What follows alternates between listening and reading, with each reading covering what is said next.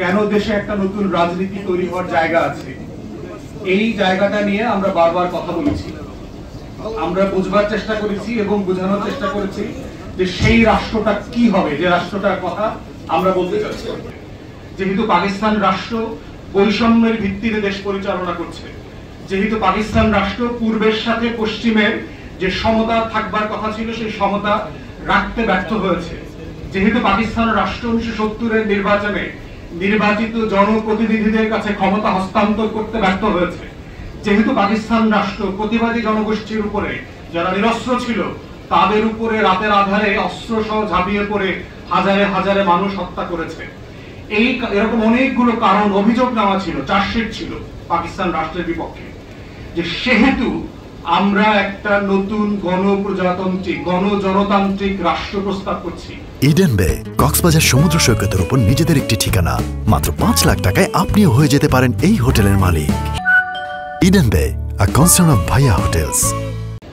যেই রাষ্ট্রটার নাম হবে বাংলাদেশ এবং সেই রাষ্ট্রটা কিভাবে পরিচালিত হবে সেটাও বলা ছিল।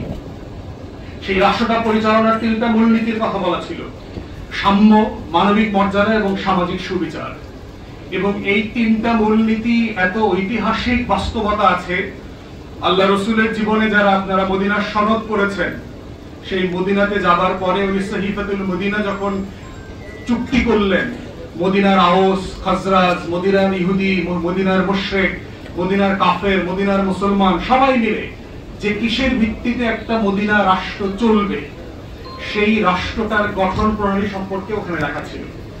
এরপরে যদি আপনারা ত্রয়োদশ শতাব্দীতে দেখেন যে ব্রিটেনে ম্যাগনা কার্টা চার্টার তৈরি হয়েছিল, যে রাজার সাথে যারা বড় বড় তালুকদারি আছে, জমিদারদের চুক্তি হবে কিসের ভিত্তিতে কর দেবে, কিসের ভিত্তিতে দেবে না, রাজার দায়িত্ব কি এবং জমিদারদের দায়িত্ব কি, এগুলো লেখা ছিল সেই ম্যাগনা কার্টাতে।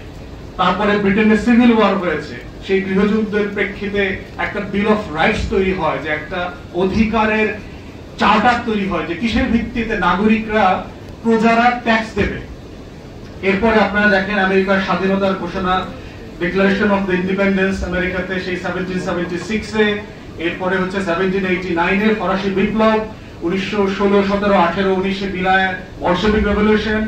এই প্রত্যেকটা জায়গায় যদি দেখেন যে নতুন রাষ্ট্র করবার যে আকাঙ্ক্ষা, নতুন ভাবে আমাদের দেশ গড়বার যে আকাঙ্ক্ষা, নতুন ভাবে সমাজকে গড়বার যে আকাঙ্ক্ষা, এই প্রত্যেকটা আকাঙ্ক্ষার পিছনে কিছু ন্যূনতম মানবিক কথা বলা ছিল। এই মানবিক কথাগুলো কি কি? যে আমরা এমন একটা সমাজ গড়তে চাই যেখানে বৈষম্য থাকবে না, আমরা এমন একটা সমাজ গড়তে চাই যেখানে শেখ পরিবারের পরিচয় দিতে হবে না, তোমার বাপকে, তোমার ছেলেকে, তোমার মেয়েকে, I don't give a dam